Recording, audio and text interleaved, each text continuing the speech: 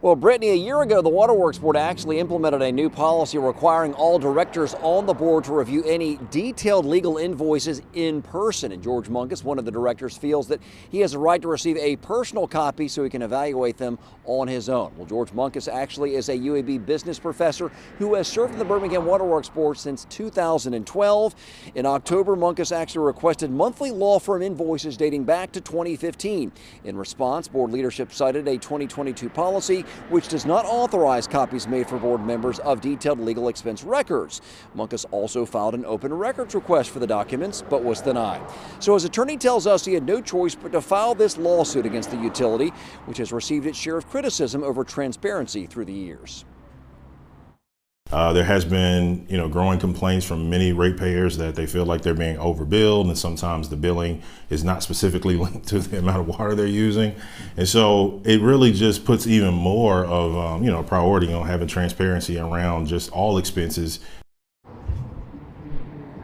Now, the lawsuit was just filed about 5 days ago, since the utility itself has not had a chance to file its official response to the complaint in court. We also reached out to the Media Relations Department with the Birmingham Waterworks Board for a reaction to the lawsuit, and so far have not received anything. Live in Birmingham, John Papke, WVTM 13. Right now, polling shows President Biden and former President Donald Trump appear to be most likely nominees in next year's presidential election. But Trump seems to have an edge in two critical battleground states, Michigan and Georgia. In Georgia, where Biden won by a slim margin in 2020, registered voters say they prefer Trump 49% to 44% in a two-way matchup. In Michigan, which Biden also won last election, Trump leads Biden 50% to 40%. As the numbers roll in, both sides are hitting the campaign trail pretty hard.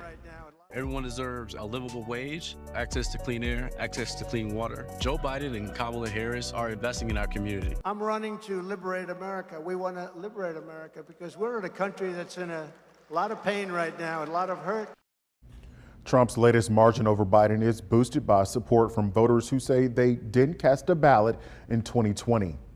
Well, a busy week ahead in our nation's capital with a scheduled visit from Ukrainian President Volodymyr Zelensky, that is. White House correspondent Kaylin Norwood in Washington to tell us what to expect.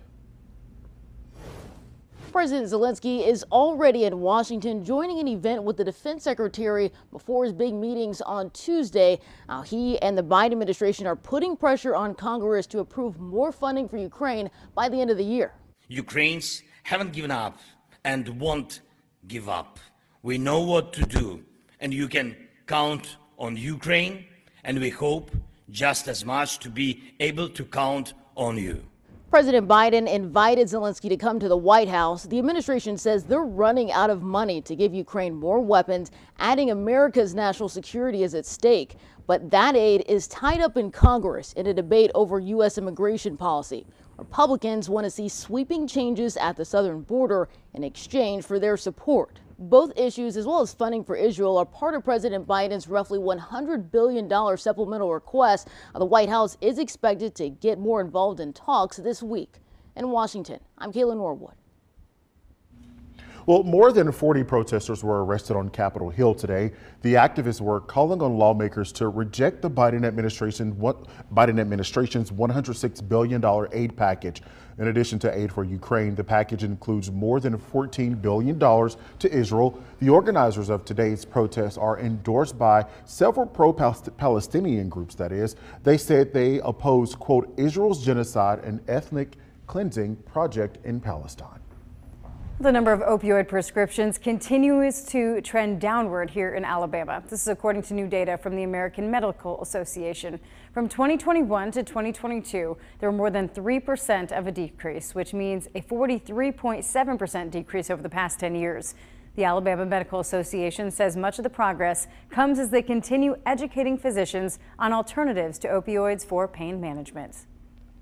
In the meantime, the Supreme Court still deciding on a historic settlement involving Purdue Pharma, which is currently on hold. The company made OxyContin, which is a highly addictive opioid. Purdue Pharma already pleaded guilty to multiple crimes related to misleading the public about the drug's potential for abuse. If the settlement gets resolved, Purdue Pharma would pay billions of dollars to states, hospitals, and victims. This in return for the release of liability. Tonight, residents in one part of Homewood will have a chance to voice any concerns they have about a popular grocery store moving to a new location. WVTM 13's Chip Scarborough live at Homewood City Hall for us, where a public hearing gets underway in just an hour. Chip? That's right, Jarvis. That public hearing gets underway at 6 o'clock on the second floor of Homewood City Hall here. It's a chance for city leaders to hear from residents and business owners before things have a chance to go any further. If you drive in or around Birmingham at any point, you've probably passed by the Piggly Wiggly on Highway 31 in Homewood. It's been a staple in the community for many decades now. The store is looking to build a new facility behind the neighboring CVS, which has some who live in the area unhappy. Those residents near the proposed site of the future store say they're concerned about the traffic it would bring, particularly the trucks that would be driving in and out of the area to unload their merchandise. So we plan to hear from people on both sides of this issue during the public hearing set for tonight on the second floor of City Hall here. We'll bring you what they have to say coming up, all new on WVTM 13 News at 10. For now, live at Homewood City Hall, Chip Scarborough, WVTM 13. The United States Postal Service investigating the post office in Montgomery. This comes after multiple reports of mail theft at the Winton Blunt location. Ed Bertarelli says that he has experienced theft twice after dropping mail off for his insurance company. One of them happened when he realized gift cards that he mailed off July 3rd were never delivered to the intended recipient. The other incident happened November 3rd. That's when he sent a $183,000 check to an address in Iowa. He then noticed the package didn't show signs of tracking the day after he sent it, prompting him to contact the Office of Inspector General. They did a sweep of the plant there on Winton Blunt Boulevard, could find nothing. Nothing. He called, he's like, man, we have looked everywhere, can't find it. Bertarelli says if you're sending packages or money in the mail, make sure that you get a tracking number before you leave the post office in order to monitor it. Well, this year, the demand for live Christmas trees are rising ahead of the holiday. Poppy's Christmas Trees off Montclair Road says they're seeing the demand firsthand. Owner Joshua Stewart says they've been selling about 100 Christmas trees a day since Black Friday. I saw some people had a bunch of phone calls this year from people about 2 weeks before Thanksgiving asking if I was selling trees. And I was, no man, we don't get our trees until 2 weeks from now, you know. So that's one thing I've noticed with especially demand. I mean, early demand this year was kind of through the roof. Another local Christmas tree farm also seeing high demand. Christmas trees at Old Baker Farm in Shelby County are now sold out. Because of this, they had to close early to protect future crops.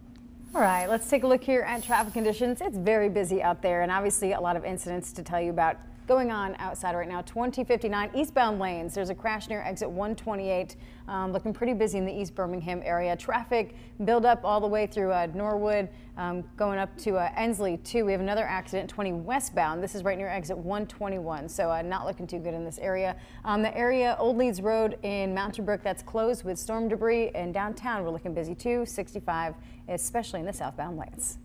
And still ahead, a Tennessee trail of destruction in the aftermath of deadly tornadoes.